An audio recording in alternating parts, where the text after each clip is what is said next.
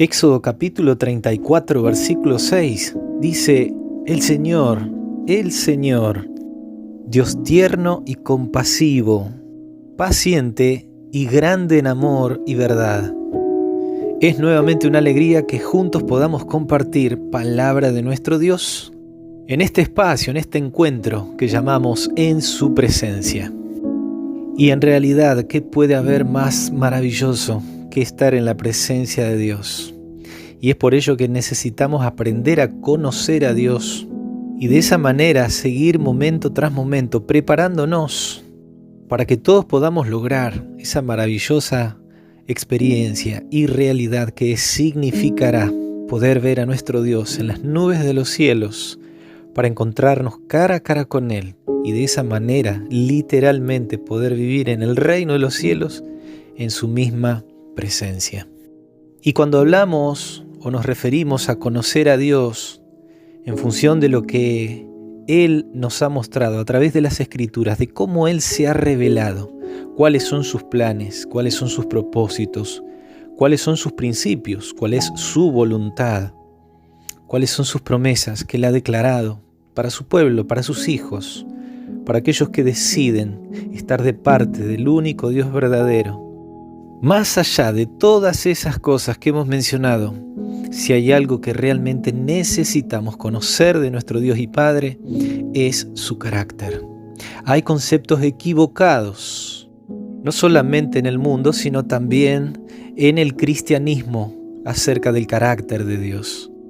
Y aún asimismo podemos citar a Israel, esa nación, ese pueblo que Dios en tiempos antiguos eligió como su pueblo para que lo representara, para que diera a conocer el mensaje claro y definido. Ellos tenían la palabra de Dios, ellos tenían un claro propósito de dar a conocer al Dios verdadero. Pero en ocasiones, pretendiendo dar a conocer al Dios verdadero, lo daban a conocer o lo predicaban conforme a su entendimiento de cómo era Dios. Y ahí corremos un riesgo, mis queridos amigos y amigas de Jesús, porque podemos predicar de Dios, podemos dar a conocer a nuestro Jesús, a nuestro Salvador, pero con una imagen distorsionada de lo que realmente es. Por eso volvemos otra vez a la idea de que necesitamos por nosotros mismos abrir las Escrituras, tener una experiencia personal con Dios para conocerlo. El pueblo de Israel en ocasiones hablaba de un Mesías que iba a venir, pero un Mesías poderoso, guerrero, que los librara de sus enemigos, que destruyera literalmente a aquellos que los oprimían, que los tenían cautivos. Y quizás siguiendo con nuestro personaje bíblico y terminando ya el libro que lleva su nombre, Jonás, el profeta Jonás, nosotros dejamos a Jonás predicando en Nínive ayer. Y esa ciudad de Nínive, ante el mensaje de Dios por medio de Jonás, de que Nínive al cabo de 40 días sería destruida, toda una ciudad, toda una nación allí se arrepiente, busca a Dios, ayunan, claman al Dios del cielo, y el Dios del cielo, viendo la actitud y la conversión de esta nación, decide no permitir la destrucción para Nínive. Ahora en el capítulo 4 se presenta una escena interesante porque es la actitud de Jonás.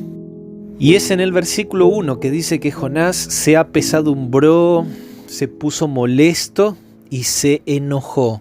Se enojó con Dios, literalmente se enojó con Dios. Versículo 2 dice: oró a Jehová y dijo: ahora, oh Jehová, ¿no es esto lo que yo decía estando aún en mi tierra?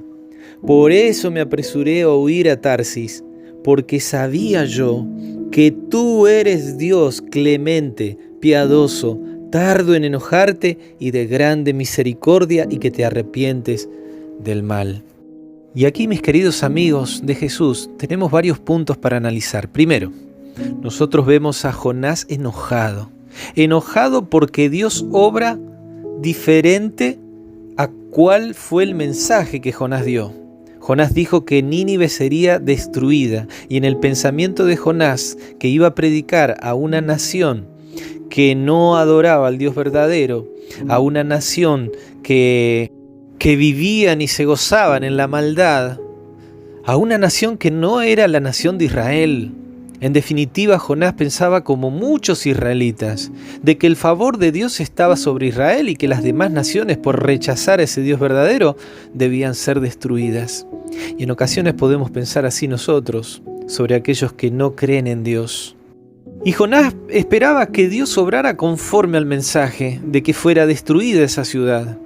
Pero Dios está dispuesto a recibir el arrepentimiento, una acción que demuestre verdadera conversión para volverse de sus designios y poder otorgar nuevamente misericordia. Por otro lado, también Jonás estaba enojado con Dios, porque él entendía de que su prestigio como profeta estaba siendo o podía ser cuestionado, ya que él anunciaba una cosa y Dios obraba de otra manera diferente. Y Jonás ora a Dios, pero ¿saben qué? Jonás ora a Dios enojado. Y esto nos da una enseñanza, porque si tú estás enojado, tú estás molesto por algo, no dejes de orar a Dios. Y Dios no te va a cuestionar, sino que Dios quiere que nosotros podamos entrar en razones. Porque como dijimos cuando empezamos a analizar la experiencia de este personaje bíblico de Jonás, mencionamos que el punto principal no era la predicación en Nínive, sino que el punto principal era un Dios que está buscando de manera personal a sus hijos, que tienen conceptos equivocados acerca de Él. Y Dios, a través de la salvación que traería a Nínive, quería que eso fuera una enseñanza para el mismo Jonás. Es por ello que, volviendo al versículo 2, Jonás le dice: sabía yo que tú eres un Dios clemente, piadoso, tardo en enojarte y de grande misericordia. Jonás conocía el carácter de Dios. Pero Jonás, para aquellos que consideraba sus enemigos, Jonás no quería dar a conocer ese Dios.